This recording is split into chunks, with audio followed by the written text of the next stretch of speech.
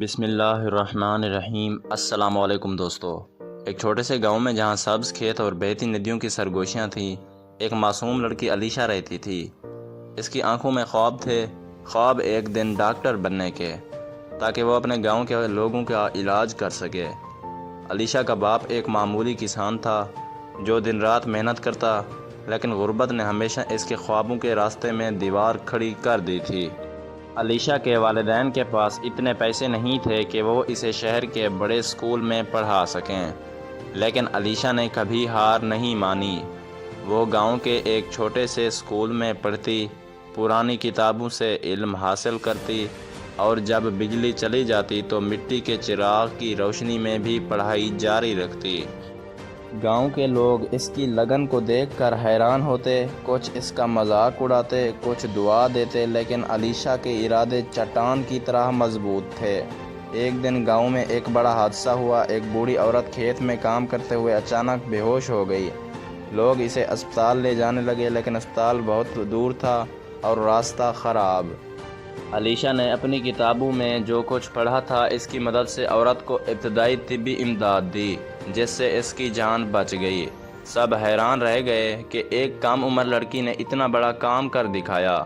اس دن علیشہ کو اور بھی یقین ہو گیا کہ وہ ایک دن ضرور ڈاکٹر بنے گی۔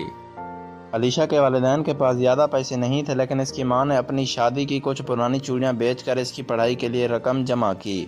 استادوں نے بھی مدد کی اور گاؤں کے کچھ نیک دل لوگوں نے بھی چندہ دیا تاکہ علیشہ شہر جا کر پڑھ سکے۔ جب وہ پہلی بار شہر پہنچی تو اس کی آنکھوں میں امیدوں کے دیے جل رہے تھے۔ شہر کی زندگی مختلف تھی، وہاں کے لوگ، عمارتیں، روشنیوں سے بھرے بازار، سب کچھ نیا تھا۔ لیکن علیشہ کو صرف ایک ہی چیز نظر آئی تھی، اس کا خواب۔ وہ دن رات محنت کرتی، اپنے ہر لیکچر کو دل سے سمجھتی اور گھنٹوں لائبریری میں بیٹھ کر پڑھتی رہتی۔ کبھی کبھی پیسے کم پڑ جاتے، وہ سادہ کھانا کھاتی، پرانی کتابیں خریدتی، لیکن اپنے مقصد سے پیچھے نہیں ہٹتی۔ وقت گزرتا گیا اور آخر وہ دن آیا جب علیشہ ڈاکٹر بن گئی۔ وہ اپنے گاؤں واپس آئی تو سب کی آنکھوں میں خوشی کے آنسو تھے۔